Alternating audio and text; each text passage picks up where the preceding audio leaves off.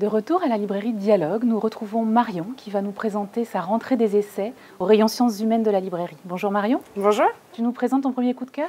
Alors le premier livre que j'ai choisi de vous présenter, c'est le livre qui s'intitule Njinga, Reine guerrière. Donc c'est un livre qui vient de paraître aux éditions de la Découverte et qui a été écrit par Linda Heywood. C'est l'histoire d'une reine guerrière africaine qui a vécu au XVIIe siècle. Elle est née dans une partie de l'Angola.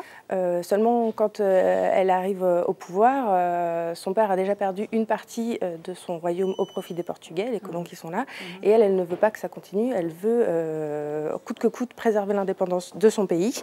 Et pour cela, elle va autant user de diplomatie que de faire la guerre elle-même. C'est une femme complexe, une femme de son époque, et qui n'hésite pas à tous les sacrifices pour l'indépendance de son pays et pour son indépendance à elle. Alors une femme de son époque, mais une femme assez incroyable. Voilà, tout à fait. Très bien. Est-ce que tu peux nous présenter ton deuxième coup de cœur, Marion? Oui, alors mon deuxième coup de cœur, c'est mon vrai coup de cœur de la rentrée. C'est le livre de Mona Chollet qui s'appelle Sorcière, l'impuissance invaincue des femmes, et qui vient d'être publié aux éditions Zone. Avec la Renaissance, l'humanisme, il y a eu une sorte de souffle d'indépendance sur toute l'Europe.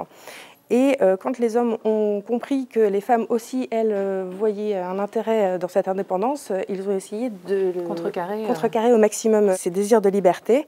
Et pour ça, ils n'ont rien trouvé de mieux que de faire la chasse aux sorcières. Donc la chasse aux sorcières, il faut savoir que c'est la chasse de la femme seule, veuve notamment, enfin en tout cas à l'époque, de la femme qui est indépendante, qui n'a pas besoin d'homme en fait. Et ça montre vraiment comment un épisode de l'histoire a complètement bousculé jusqu'à aujourd'hui la société, et notamment la place des femmes dans la société.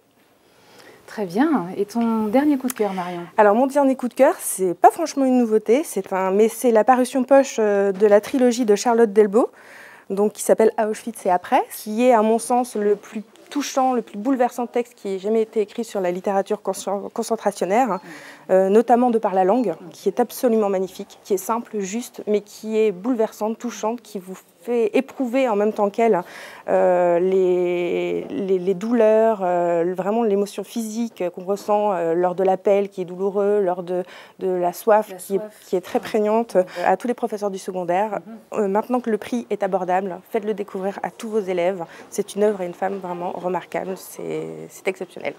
Merci beaucoup Marion pour ces choix plutôt portés du côté féminin. Tout à fait. Je te remercie.